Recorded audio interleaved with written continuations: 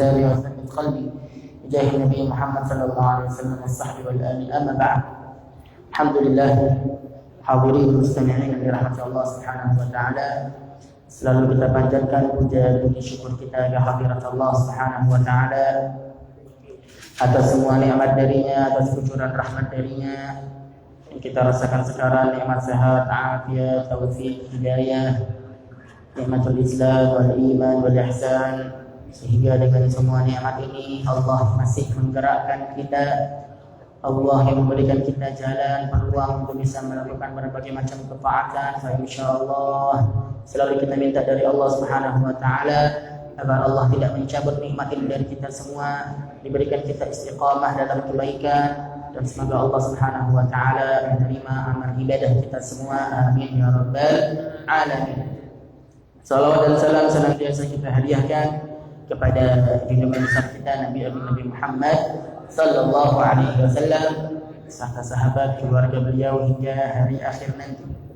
Hadirin mustami'in yang dirahmati Allah Subhanahu wa taala. Sekian fakir menggantikan guru kita Al-Habib Nabil bin Umar As-Sagaf melanjutkan pembacaan kita dalam kitab Hidayatul Talibin Syarah Hadis Jibril. Pada pertemuan terakhir kita telah membahas daripada sunnah-sunnah salat, sunnah ab'ad, sunnah hayat, dan apa yang diajarkan dalam salat, yaitu ikhlas dan hadir hati serta khusyuk semua anggota tubuh kita dalam salat. Dan itu hal yang paling penting dalam salat dikarenakan salat yang diterima Allah tergantung kadar kekhusyuan dalam salatnya. Kalau dia khusyuk sepanjang salat, maka semua salat diterima Allah. Tapi kalau khusyuk cuma sebagian salat, maka itulah yang diterima Allah Subhanahu wa taala. Dan juga telah kita bahas salah satu sunnah yang perlu diperhatikan di saat salat, yaitu kita selalu menghadap sutra, yaitu menghadap suatu penghalang di depan kita, ya, agar tidak ada orang sebasingan lewat depan kita. Maka di situ kita telah dijelaskan bahwasanya haram kita melewati orang sedang salat. Dan jika kita sedang salat ada orang ingin melewati kita sunnah menghalang orang tersebut. Kita sunnah hadang dengan tangan kita, ya, menggerakkan jelas yang tidak lebih dari 3 pergerakan berturut-turut. Baik hadirin yang dirahmati Allah Subhanahu wa taala, di sini masuk kita pembahasan kaifiyatus shalah, tata cara salat. Ya, mungkin kalau dengar judulnya baca pelajaran muda kecil, ya, tata cara salat seakan-akan kita baru belajar salat, tapi di sini yang dijelaskan oleh Al-Habib Zain Smith tata cara sunnah-sunnah salat. Ya, jadi kita pasti sudah melaksanakan ini semua dalam salat kita, tapi kita baca di sini mungkin ada beberapa hal yang mungkin kita lewatkan, menjadi pengingat untuk kita biar insyaallah salat kita lebih sempurna lagi. Bismillahirrahmanirrahim. Kaifiyatus shalah. Yundabu li muridis shalah ay yuqaddimal adzan wal iqamah. Sunnah bagi orang yang ingin salat untuk memulai dengan adzan dan iqamah.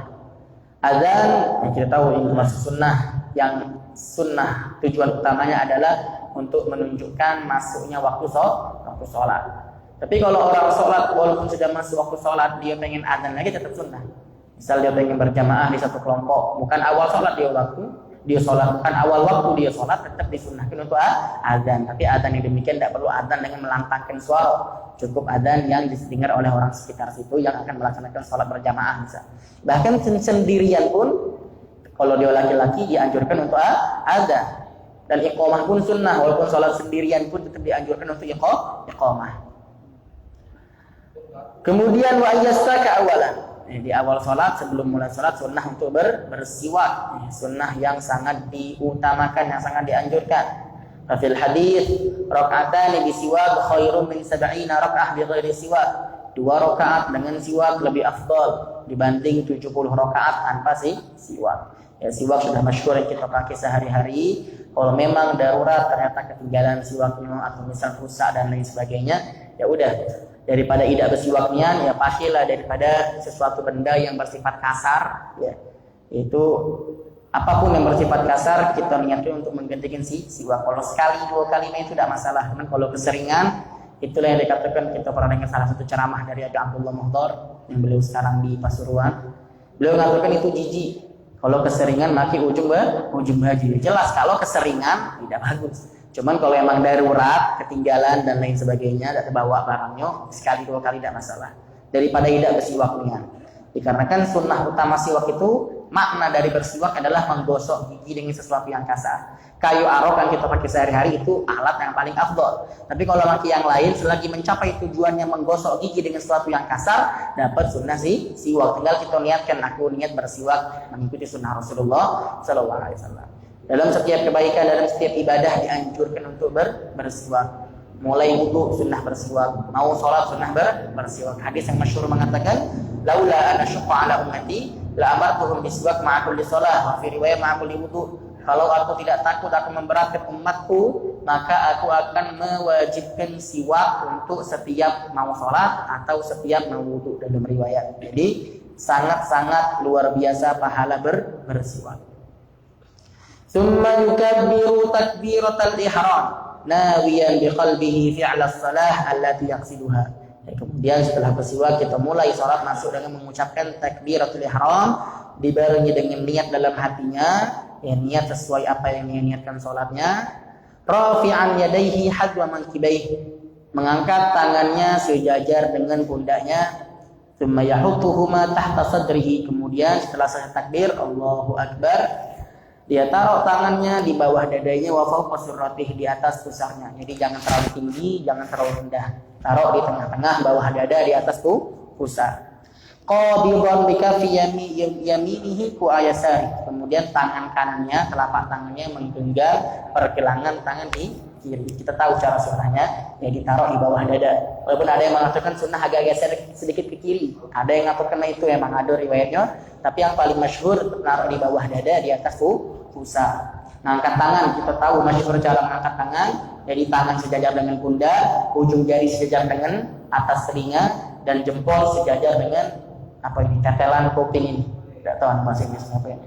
Sejajar, bukan dirapatkan, tapi sejajar, dilebarkan. Kalau laki-laki lebar, kalau perempuan baru rapat. Jadi perbedaan antara sholat laki-laki dan perempuan, kalau laki-laki itu melebarkan badannya di saat takbiratul ihram, semua takbir, angkat tangan, kemudian di saat ruku, di saat sujud itu melebarkan badannya. Tapi kalau perempuan dalam semua pergerakan itu dirapatkan badannya. Jadi pas dia takbir angkat tangan, rapatkan tangannya di ruku, rapatkan badannya di sujud, rapatkan badannya. Kemudian setelah masuk sholat dengan takbiratul ihram tersebut, ya doa iftitah, mulai dengan membaca doa iftitah. Doa iftitah banyak riwayatnya. Yang masyhur kita baca, wajjahtu wajhiya lilladzi fatara as-samawati wal arda hanifa wa ma ana minal musyrikin. Inna salati wa nusuki wa mahyaya wa mamati lillahi rabbil alamin. La syarika lahu wa bidzalika umirtu wa ana minal muslimin. Ini satu riwayat. Ini satu riwayat doa iftitah. Riwayat lain, Allahu akbar kabira walhamdulillahi katsira wa subhanallah bukratan wa asila. Satu riwayat. Jadi kalau kita baca Allahu akbar kabira walhamdulillahi katsira wa subhanallah bukratan wa asila, tambah wajjahtu wajhiya sampai akhir, berarti sudah dua riwayat kita baca. Sudah dua riwayat doa iftitah yang kita baca. Kalau misal sholat kita pengen cepat, misal terkadang mau sholat sunnah pengen cepat dari sholatnya, jangan ditinggalkan iftitah, minimal dia baca riwayat yang pertama tadi. Allahu akbar kabira walhamdulillahi katsira wa subhanallah bukratan wa asila. Satu riwayat dapat satu iftitah. Jadi dia tidak tinggalkan iftitahnya. Kemudian ada riwayat lain. Riwayat lain, Allahumma ba'id baini wa baina khataayaya kama ba'adta bainal masyriq wal maghrib. Allahumma najjini min khataayaya kama yunqas thawbul abyad min ad-danas. Allahumma ighsilni bil ma' wal thalaj wal barid. Ini satu riwayat doa iftitah. Kalau pengen baca itu boleh. Jadi kalau kita nak baca tiga riwayat boleh. Misal makmum, daripada dia diam menunggu imam baca surat Fatihah, nak dia tambah dengan riwayat ketiga doa iftitahnya tidak masalah. Jadi membaca doa iftitah jangan ditinggalkan. Kemudian summa ta'awudz sirran. Kemudian lanjut baca ta'awudz. Ta'awudz, nak dia sendirian, nak dia berjamaah, jadi imam jadi membaca sir, bacanya kecil. Wa yaqra'ul Fatihah, kemudian baca surat Fatihah jahran fil jahriyah wa sirran fis sirriyah. Ya, salat jahar baca dibesarkan, dilantangkan, salat sir dibaca dengan kecil. Ma'a mura'ati hurufiha wa tasydidatiha. Ya, baca Fatihah perhatikan. Dalam Fatihah khususnya dan juga semua rukun qauli dalam salat harus diperhatikan tata cara bacaannya, tasydidnya, panjang pendeknya, makhrajnya dan lain sebagainya, hal-hal yang berkaitan dengan bacaan yang wajib rukun qauli tersebut. Surat iftitah termasuk rukun qauli, maka diperhatikan bacaan Fatihahnya. Jangan sembarangan baca Fatihah. Ya, jelas kalau orang sembarangan baca Fatihah tidak memperhatikan bacaan-bacaannya, maka Fatihahnya tidak benar. Fatihah tidak benar, salat tidak sah. Makanya surat yang pertama kali kita pelajari itu surat Fatihah. Wa yaqulu akibaha, kemudian setelah selesai baca surat Fatihah, kita baca amin. Baik itu imam, makmum, semuanya baca amin. Sendirian baca amin, sunnah. Summa yaqra suratan ba'da al-Fatihah, dianjurkan setelah amin membaca satu surat setelah al-Fatihah. Surat yang dibaca dalam sholat itu yang paling afdal satu surat sempurna.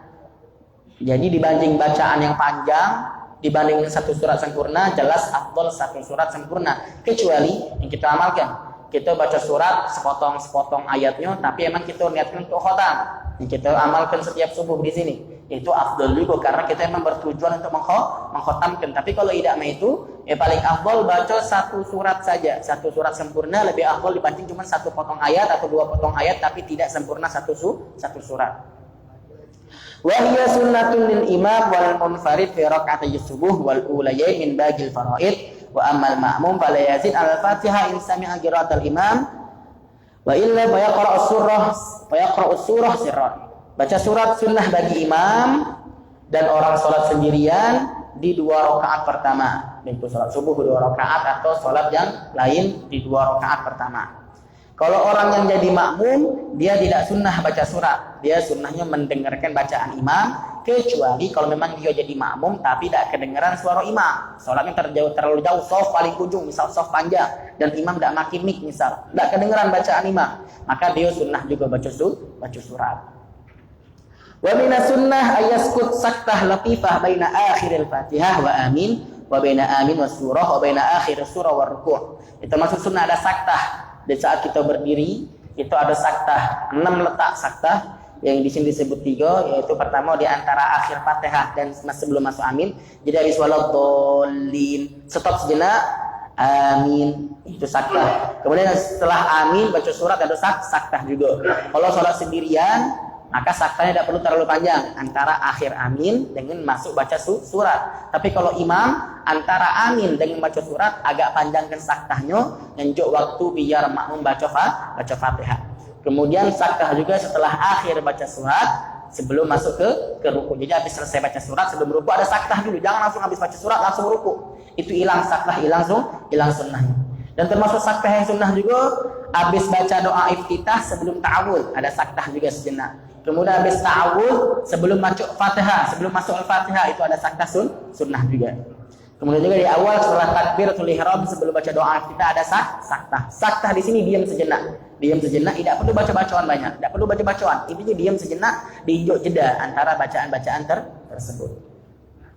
Tapi di saat saktah imam khususnya habis dia amin nak baca surat itu ada bacaan doa yang boleh dibaca karena emang saktanya agak panjang boleh jadi imam. Ada bacaan seperti doa Nabi Sulaiman, Rabbi auzi'ni an asykura ni'mataka allati an'amta 'alayya wa 'ala walidayya wa an a'mala shalihan tardahu wa adkhilni bi rahmatika fi ibadika shalihin. Boleh itu kalau imam dia saktah antara amin dengan surat di 2 rakaat pertama dia baca doa tersebut mengisi saktah antara amin dengan surat. Summa yahwi ila ruku' mukabbiran.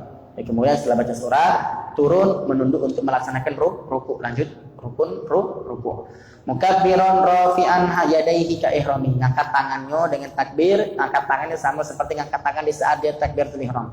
Jadi angkat tinggi-tinggi juga.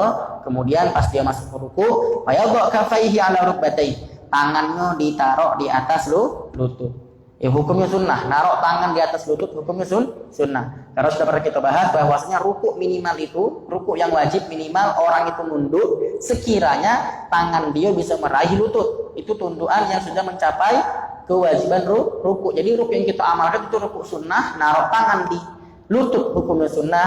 Ma'atafriq asabi'ihima, jarinya dilebarkan. Jadi merenggangkan jari, mereka memang ngepalkan tangannya di lutut, jangan dirapatkan. Wa yujafir rajul mirfaqai an jambai. Dan laki-laki sudah kita bahas di awal tadi dilebarkan sayapnya. Jadi tangannya sikunya dilebarkan daripada dadanya. Wa yusawi dhahrahu wa unuqahu wa ra'sahu. Kemudian juga diluruskan antara punggung, leher dan kepalanya dilurus. Jadi emang tegak lurus punggungnya. Jangan mengot-mengot, jangan terlalu tunduk, jangan juga terlalu tinggi, lurus badannya. Jadi seperti huruf L. Wayang si busaqaihi dan kakinya diluruskan, jangan dipengotkan kakinya. Wa yaqulu fi ruku'ihi, dan dalam rukuk bacaannya apa sunnah subhana rabbiyal azim wa bihamdihi, itu bacaan paling singkat karena rukuk termasuk rukun panjang. Kalau memang kita sempat untuk manjangkan rukuk, tafadhol dipanjangkan dengan bacaan-bacaan yang lain. Tapi kalau tidak bisa sempat manjangkan, minimal baca subhana rabbiyal azim wa bihamdihi 3 kali. Wa fil hadits kana Rasulullah sallallahu alaihi wasallam yukthiru ay yaqula fi ruku'ihi wa sujudihi subuhun qudusun rabbul malaikah war ruh. Ini termasuk bacaan sunnah. Rasulullah sallallahu alaihi wasallam sering membaca di rukuk dan sujud beliau subuhun qudusun rabbuna wa rabbul malaikati war ruh. Kemudian setelah rukuk semua ya'tadil min rukuk rafi'an yadayhi qailan sami Allahu liman hamidah. Kemudian bermasuk ke i'tidal, tegak berdiri dengan mengangkat tangannya seperti yang sudah kita ketahui seraya membaca sami Allahu liman hamidah, tasmi'. Jadi setiap perpindahan rukun kita baca takbir, kecuali perpindahan dari rukuk ke i'tidal kita baca tasmi' sami Allahu liman hamidah. Fa idzan tasaba qala, kalau sudah berdiri tegak, tegaknya seperti tegak baca Fatihah seperti tegak sebelumnya. Tangannya diluruskan, tidak ada sunnah tangan dirapatkan lagi. Tangan diluruskan, direntangkan ke bawah. Kemudian bacaan sunnah di saat i'tidal, Rabbana lakal hamdu hamdan katsiran thayyiban mubarakan fi mil'as samawati wa mil'al ardi wa mil'a ma syi'ta min syai'in ba'du.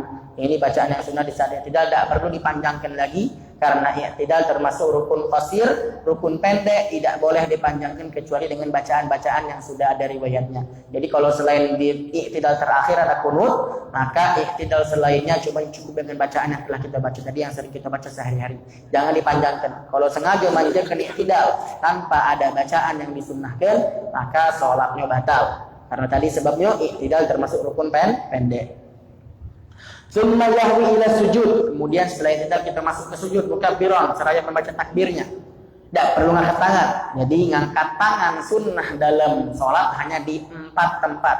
Pertama ketika takbiratul ihram, kemudian ketiga masuk ke ruku, kemudian ketiga masuk ke i'tidal, kemudian keempat di saat kita berdiri dari tasyahud awal masuk ke rakaat ketiga. Jadi berdiri kita dari rakaat pertama ke rakaat kedua, dari sujud kedua dari rakaat pertama, nah masuk ke rakaat kedua, dan juga dari rakaat ketiga ke rakaat keempat itu tidak dianjurkan ngangkat tangan.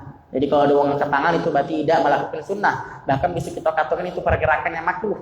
Karena pergerakan tersebut bisa mengarah kepada hal yang membatalkan sholat. Jadi walaupun pergerakan sunnah angkat tangan ini, jangan sampai pergerakan yang melebihi pergerakan yang sudah dianjurkan. Jadi kalau angkat tangan, jangan angkat tangan digoyang-goyangkan. Itu termasuk pergerakan bisa membatalkan sholat. Karena itu jadi 3 kali pergerakan yang berturut-turut. Jadi pas mau sujud tidak perlu angkat tangan. Yahwila sujud mukabbiran, seraya membaca takbir. Kemudian sujud yang sempurna, fayadha awalan rukbatayhi thumma yadayhi thumma jibhatahu wa anfahu. Meletakkan pertama 2 lututnya, kemudian tangannya, baru kemudian kening dengan hidungnya. Jadi kata Rasulullah SAW, la yabruk ahadukum kaburukil ba'ir. Jangan sujud kalian seperti nunduknya unta. Unta itu dia naruh tangan dulu, baru naruh kaki belakangnya. Jadi kaki depan dulu dia letakkan, baru kaki belakangnya. Nah kita sujud kalau memang mampu, tubuh kita fisik masih kuat, ya taruh seperti tadi. Lutut dulu, kemudian tangan, kemudian baru wajah, kening dibarengi dengan hidung.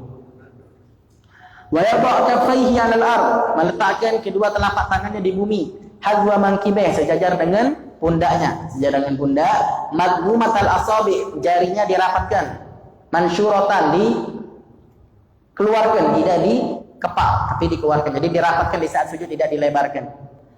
Wa yajafir rajul mirfaqaihi an jambaihi, dan laki-laki lebarkan sikunya daripada dadanya. Wa yarfa' batnahu an fakhidaihi, dan angkat perutnya daripada pahanya. Jangan dirapatkan. Jadi melengkungian badan kita di saat sujud, dilebarkan dan ditegapkan. Wa tadumul mar'ah ba'daha ila ba'd kama fi ruku'. Tapi kalau perempuan sudah kita bahas tadi, dia dirapatkan kalau perempuan, seperti kura-kura kalau perempuan. Kalau laki-laki dilebarkan. Nah, tapi ini melebarkan ini kalau memang memungkinkan. Tapi kalau kita sholat berjamaah dengan shaf yang rapat, jangan semena-mena mentang badan besar pengen melebarkan sholat. Oh ini sunnah hukumnya, tapi ganggu wong sebelah kita. Kalau sedang ganggu wong sebelah kita jadinya makruh, bahkan haram karena mengganggu. Jadi laksanakan sunnah semampunya. Kalau sampai mengganggu orang, ya tidak dulu sunnah lagi. Wa yaqulu fi sujudihi, kemudian di sujud dia katakan bacaannya subhana rabbiyal a'la bihamdihi, bacaan yang masyhur. Wa yaqulu ayat subhanakallahumma rabbana wa bihamdika allahumma ighfirli, bacaan tambahan di saat sujud yang dibaca kalau memang memungkinkan untuk memperpanjang sujud. Sujud termasuk rukun tawil, boleh dipanjangkan dengan bacaan-bacaan yang lain. Wa yanbaghi ayyukthira du'a fi sujud, dianjurkan untuk memperpanjang doa di saat sujud. Fahuwa min mawatinil ijabah, sujud termasuk letak di ijabah doa kita oleh Allah Subhanahu wa taala. Kalau ditanya apa afdal rukun, paling afdal rukun dalam salat, ya ada khilaf, ada yang mengatakan di saat kita berdiri baca Fatihah, baca surat, ada lagi yang mengatakan di saat sujud. Yang paling masyhur yaitu di saat sujud, karena sesuai hadis Rasulullah sallallahu alaihi wasallam, aqrabu ma yakunul 'abdu ila rabbih wa huwa sajid.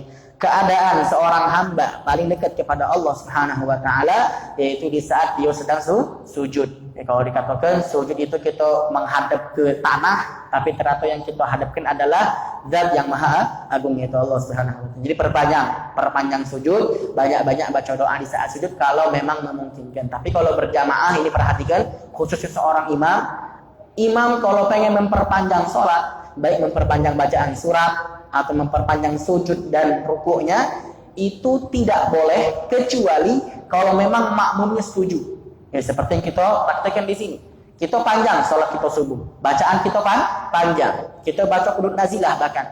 Tapi di sini insya Allah semuanya sudah mengetahui kalau memang sholat kita panjang dan semuanya setuju, maka kita panjangkan. Tapi kalau misal seseorang jadi imam yang mana makmumnya orang yang lalang, misal di sini sholat zuhur asar yang orang banyak lalang, nah itu imam jangan panjangkan sholatnya.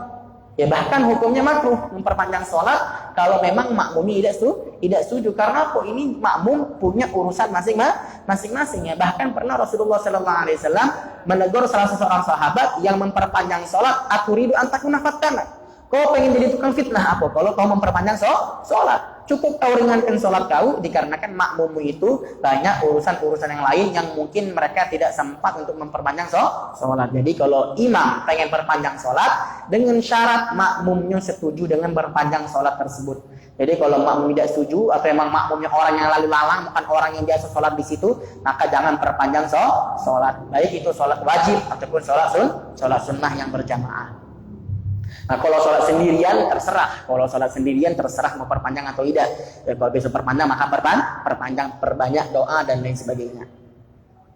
Kemudian summa yartafi minas sujud mukabbiran. Setelah sujud pertama kita duduk antara dua sujud, membaca takbir. Fajlis muftarishan, duduk iftirash. Dalam duduk antara dua sujud kita duduk iftirash. Kita tahu duduk iftirash, duduk tasyahud awal. Bi ayyan sid qadamahul yumna wa yajlis ala ka'bil yusra. Duduknya menegakkan kaki kanan, jadi telapak kaki kanan ditegakkan dan kita duduk di atas mata kaki kiri. Wa yaqulu rabbighfirli warhamni wajburni warfa'ni warzuqni wahdini wa'afini wa'fu anni. Bacaan sunnah di saat duduk di antara dua sujud jangan diperpanjang, karena duduk di antara dua sujud termasuk rukun qasir, rukun pendek, tidak boleh diperpanjang. Tsumma yasjud tsaniyan kal awal, kemudian sujud yang kedua seperti sujud yang pertama.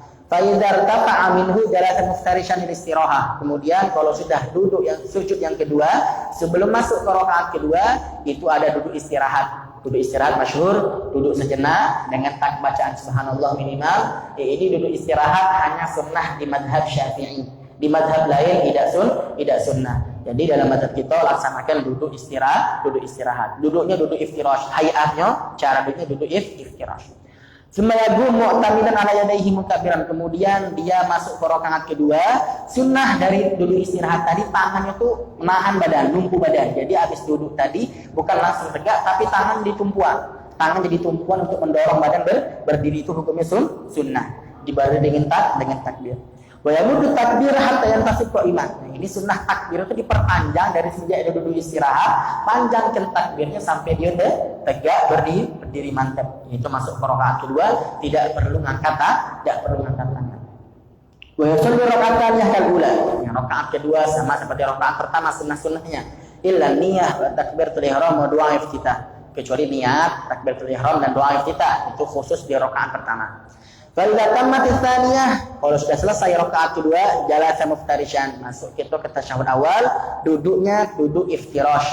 Wa qira'at tasyahud awal, baca tasyahud awal. Wa aqalluhu, sepaling pendek tasyahud awal, At-tahiyatu lillah, salamun alaika ayyuhan nabiyyu wa rahmatullahi wa barakatuh, salamun alaina wa ala ibadillahi salihin, asyhadu an la ilaha illallah wa anna muhammadar rasulullah, Allahumma shalli ala sayyidina Muhammad wa ala ali sayyidina Muhammad. Jadi bacaan yang wajib di saat tasyahud itu selain at-tahiyatul mubarakat, as-salawat at-thayyibat itu sunnah. Jadi yang penting wajib at-tahiyat, tambahan al-mubarakat, as-salawat at-thayyibat itu 3 kata yang sunnah. Kita tambahkan sunnah, kita hilangkan kurang sempurna. Kemudian assalamu alayka, assalamu tanpa tasydid itu sunnah hukumnya. Yang wajib salamun tanpa tasydid, tanpa alif lam. Jadi 2 salam tadi, assalamu alayka ayuhan nabi, assalam kita tasydid sunnah, assalamu alayna tasydid sunnah. Jadi minimal baca salamun alayka sama salamun alayna. Ya. Jadi tasydidnya sunnah. Jadi 5 hal tambahan sunnah dalam tasyahud, yaitu at-tahiyatul mubarakat, assalamu alayka, assalamu alayna. Ini 5 tambahan sunnah. Kita tahu sunnah, dapat pahala sunnah. Kalau tidak tahu, tidak dapat pahala sunnah. Kemudian sumayagum fayusalli tsalitsah wa rabi'ah katanya. Kemudian setelah di tasyahud awal masuk ke rakaat ketiga, rakaat keempat sama seperti rakaat kedua, illa fi qira'ati surah, kecuali bacaan surat. Rakaat ketiga, rakaat keempat tidak baca surat. Fa idza tammat rakaatuhu, kalau sudah sempurna rakaatnya, jadi maksimal satu memang 4 rakaat, jalasa di tasyahud akhir mutawarrikan. Dia masuk ke tasyahud akhir, duduknya mutawarrik, ya, duduk tawarruk kita tahu, bi ayyusik warikahu bil ard. Dia meletakkan bokongnya di bumi, wa yasib qadamahul yumna, dan tegakkan kaki kanannya, telapak kaki kanan, wa yukhrijul yusra min jihatil yumna, dan keluarkan kaki kiri daripada arah kanan. Sudah paham kita duduk tawarruk. Duduk tawarruk ini sunnah di tasyahud akhir, yang intinya duduknya itu kita akhir salam. Jadi kalau orang dia masih ada sujud sahwi, misal dia ada sujud sahwi maka karena melakukan hal yang dilalaikan dalam sholat, dia akan sujud sahwi, maka duduk tasyahud akhirnya masih duduk iftirash. Duduk iftirash, kemudian dia sujud sahwi, habis sujud sahwi dia duduk tawarruk. Duduk tawarruk baru salam. Kemudian wa yadha kaffahu ala tarfi raqbatayhi, al-yumna maqbudah illa al-musabbiha wal ibham fa yusilaha wa yarfa'u al-musabbiha inna qul la ilaha illallah wa amma yusra kama mabsutah. Ya, jadi kedua tangan kita letakkan di atas paha kita sejajar dengan ujung lutut, tangan kanannya dia genggam kecuali jempol dan telunjuk sudah dia keluarkan, tangan kiri dia renggang luruskan, tapi tidak direnggang, tapi dirapatkan, diluruskan, tangan kiri di kepal kecuali telunjuk dan jempol. Kemudian di saat bacaan asyhadu alla ilaha illallah, pas illahnya bukan dari asyhadu, dari illallah dia angkat jarinya dan dia lihat sepanjang sholat sampai dia akhir salam. Jadi di saat tasyahud pada saat illallah angkat jari, pandangan kita ke telunjuk. Jadi sepanjang sholat pandangan kita ke tempat sujud, kecuali pas illallah pandangan kita ke telunjuk sampai salam. Tapi kalau tasyahud awal sampai akhir tasyahud, dia balik ke rakaat ketiga, pandangan balik lagi ke tempat sujud. Wa akmalu tasyahud, paling sempurna tasyahud, at-tahiyatul mubarakatus salawatut thayyibatu lillah, assalamu alayka ayyuhan nabiyyu wa rahmatullahi wa barakatuh, assalamu alayna wa ala ibadillahi salihin, asyhadu an la ilaha illallah wa asyhadu anna muhammadan rasulullah, atau asyhadu anna muhammadan abduhu wa rasuluh. Kemudian salawat termasuk rukun. Yang salawat yang masyhur yang kita baca salawat Ibrahimiyah. Allahumma salli ala sayyidina Muhammad abdika wa rasulika nabiyil ummi wa ala ali sayyidina Muhammad wa azwajihi wa dzurriyyatihi kama shallaita ala Ibrahim wa ala ali Ibrahim innaka Hamidum Majid. Wa barik ala sayyidina Muhammad an-nabiyil ummi wa ala ali sayyidina Muhammad wa azwajihi wa dzurriyyatihi kama barakta ala Ibrahim wa ala ali Ibrahim fil alamin innaka Hamidum Majid. Ini salawat Ibrahimiyah yang lengkap. Kalau yang kita baca sehari-hari tanpa ada an-nabiyil ummi, tanpa ada wa azwaji wa dzurriyyati, itu cukup termasuk sudah sempurna salawat Ibrahimiyahnya. Kenapa di saat tasyahud salawat yang dibaca salawat Ibrahimiyah? Karena salawat Ibrahimiyah inilah salawat yang ada riwayat langsung dari Rasulullah sallallahu alaihi wasallam. Jadi kalau ditanya sighah salawat paling afdal apa? Salawat Ibrahimiyah. Walaupun sighah salawat banyak, karena sighah salawat yang lain itu susunan oleh ulama-ulama kita, oleh habaib kita. Tapi kalau salawat Ibrahimiyah langsung riwayatnya dari Rasulullah sallallahu alaihi wasallam, maka itulah yang dibaca di saat kita sholat. Kemudian tasyahud akhir, setelah salawat kita baca doa tasyahud akhir, minimal doanya Allahumma inni a'udzubika min adzabi jahannam wa min adzabil qabri wa min fitnah mahya wa mamat wa min fitnah masihid dajjal wa minal maghrib wal ma'tam. Ini doa minimal ba'da tasyahud. Tambahannya ada lagi Allahumma ighfir li ma qaddamtu wa ma akhartu wa ma asrartu wa ma a'lantu wa ma asraftu wa ma anta a'lam bihi minni antal muqaddim wa antal muakhir la ilaha illa anta ya mughalibal qulub tsabbit qalbi ala dinik. Ini bacaan tambahan doa tasyahud minimal yang tadi yang ta'awudz dari 4 perkara. Summa yusallim taslimatain, terakhir kita salam dengan 2 salam. Multafitan fil ula ila yamini hatta yara khaddahu iman. Salam yang pertama menghadap ke kanan, salam kita oleh ke niat sampai sekiranya pandangan kita bisa kejenguk bagian pipi kita.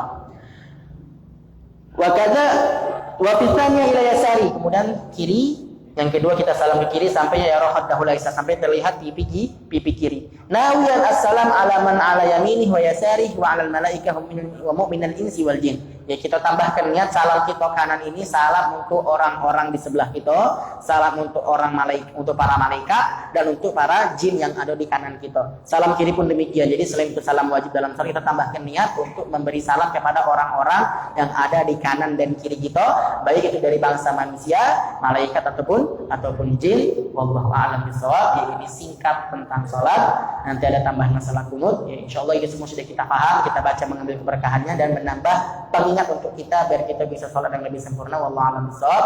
Wal 'afwu minkum. Wassalamualaikum warahmatullahi taala wabarakatuh.